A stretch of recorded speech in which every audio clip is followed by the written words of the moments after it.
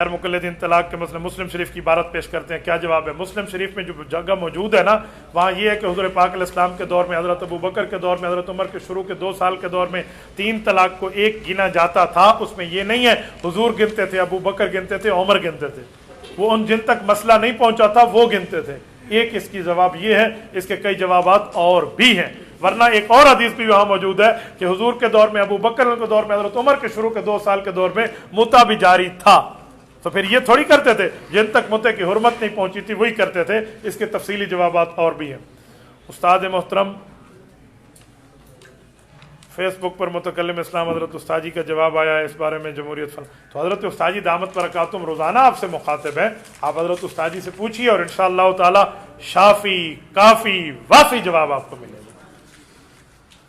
علماء دیوبند ذکر بالجار کرتے ہیں، اس پہ دوام کرتے ہیں، تو اس کے لیے عقیدت المشرک اللہ شرک کا فتویٰ، کوئی چھوٹا موٹا فتویٰ آپ کے پاس نہیں ہے.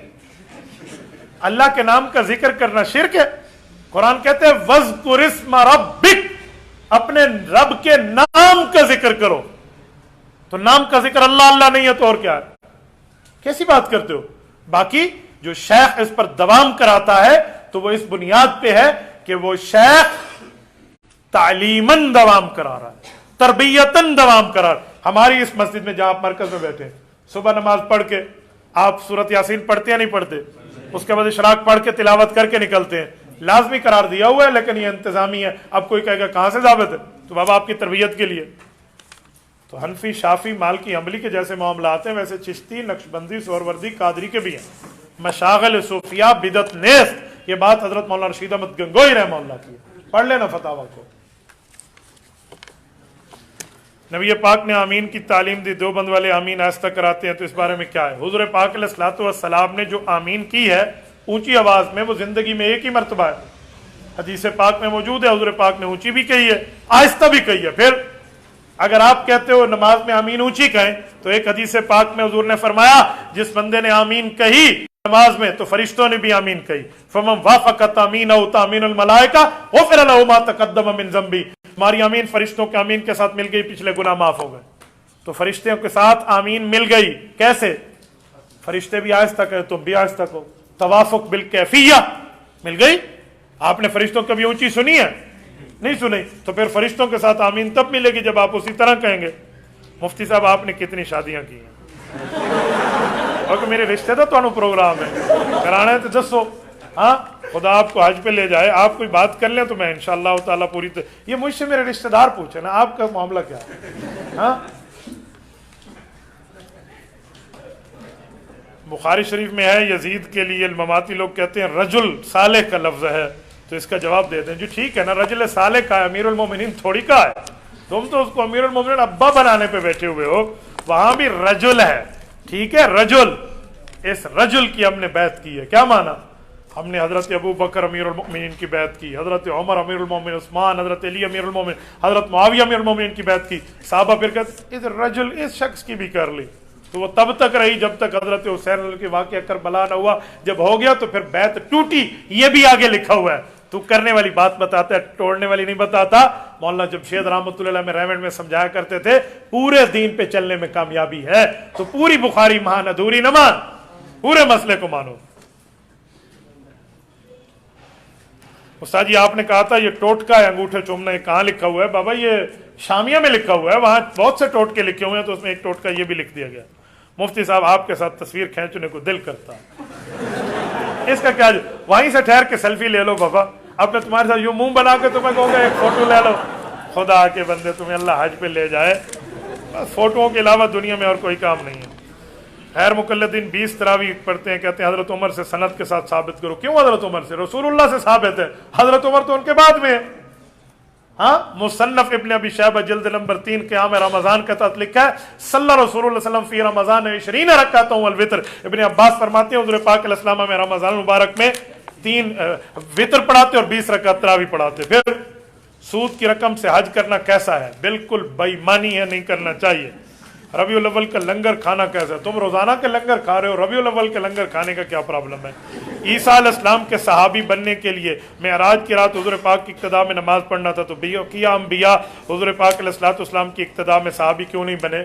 بابا وہ نبی ہیں، صحابی امتی ہوتا ہے. ٹھیک ہے. اور حضرت عیسیٰ علیہ السلام حضور کے صحابی تھوڑے ہیں, وہ تو نبی پاک علیہ السلام کے ساتھی ایک نبی ہیں, اور یہاں جب تشریف لائیں گے تو وہ امتی ہوں گے, نبی بھی ہوں گے, لیکن ان کی نبوت یہاں چلے گی نہیں, کیونکہ اب دار رسالت محمدی ہے. تو اس میں نماز پڑھنے کی وجہ سے معاملہ کیا ہے, آپ نبی کو صحابی بنا دیتے ہیں, اوپر لیول سے بندہ نیچے تھوڑی آتے ہیں, نیچے لیول سے ترقی ہوتی ہے. آپ تنزلی کی باتیں کر رہے ہیں بھائی. مفتی صاحب, جو لوگ ہمارے نبی پاک کے دور میں مرتد ہو گئے تھے وہ صحابی تھے یا نہیں تھے؟ صحابی کے بارے میں جو مرتد ہوئے ان کے بارے میں کیا دیں بابا, کون مرتد ہوا ہے؟ جرت کرے نام پیش فرمائیں. صرف حضرت عبداللہ بن ابی سر رضی اللہ عنہ کی بات ہے, اس کے بعد وہ بھی دوبارہ کلمہ پڑھ رہے ہیں.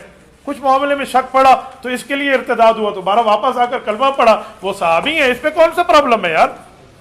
صحابی کہتے ہیں اس کو جو نبوت کی صحبت اختیار کرے اس پہ موت ہے, ان کی موت کلمے پہ آئی ہے, آپ کیسے اعتراض کر سکتے ہیں؟ بہت اہم مسئلہ ہے بابا, یوں نہیں ہے. نبوت کے صحابہ کرام کا معاملہ تو بہت ہائی لیول کا ہے. اللہ تعالیٰ ہر جگہ باعتبار علم یا باعتبار ذات موجود ہے. جمہور کا مسلک اللہ تعالیٰ ہر جگہ موجود ہے. اس جملے میں کچھ سمجھیے, 3 باتیں ہیں سمجھانے کے لیے. اصل عقیدہ یہ ہے ہوا موجود بلا مکان, اللہ بلا مکان موجود ہے, جو علماء سمجھتے ہیں. عوام کو سمجھایا جاتا ہے اور طلبہ کو سمجھایا جاتا ہے اللہ حاضر و ناظر ہے, اور عوام کو سمجھایا جاتا ہے اللہ ہر جگہ موجود ہے پر جسم سے پاک ہے. ٹھیک ہے.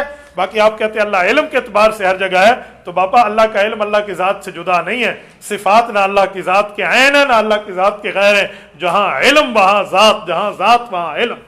یہ ہو سکتا ہے کہ اللہ کی ذات اللہ کے علم سے جدا ہو؟ سبحان اللہ. مفتی عبد الواحد ادھر بیٹھا ہے اور اس کا افتاء ادھر بیٹھا ہے, یہ ہو سکتا ہے. حافظ ادھر بیٹھا ہے اور اس کا حفظ وہاں پڑا ہوا ہے, عالم ادھر بیٹھے اور علم وہاں پڑا ہوا ہے. بھائی ادھر موصوف سے صفت جدا نہیں ہوتی, تم خالق کائنات کے لیے بات کرتے ہو.